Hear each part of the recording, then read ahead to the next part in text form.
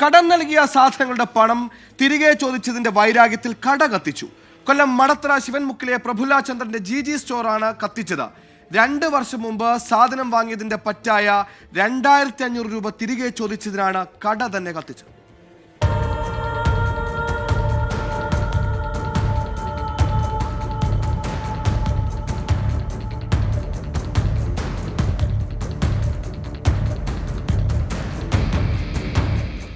ഫെബ്രുവരി 4-ാം തീയതി 11:30 മണിയോടെയാണ് സംഭവം.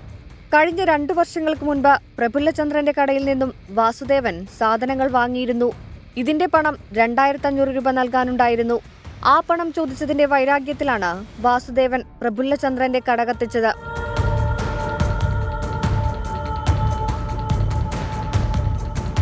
കടയുടെ ഒരു ഭാഗം പൂർണ്ണമായും കത്തിയ നിലയിലാണ്. കടയ്ക്ക് സമീപമെത്തിയ വാസുദേവൻ കടയുടെ ഒരു ഭാഗത്ത് തീയിടുകയായിരുന്നു.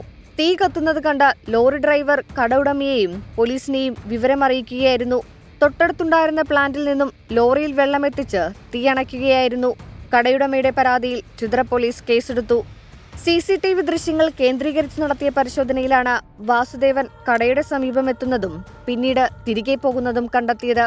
ചിതറ പോലീസ് വാസുദേവനെ കസ്റ്റഡിയിലെടുത്ത് ചോദ്യം ചെയ്തതോടെ താനാണ് കട കത്തിച്ചതെന്ന് വാസുദേവൻ സമ്മതിക്കുകയായിരുന്നു. പ്രതിയുടെ അറസ്റ്റ് രേഖപ്പെടുത്തിയ പോലീസ് കോടതിയിൽ ഹാജരാക്കി റിമാൻഡ് ചെയ്തു. 24 കൊല്ലം.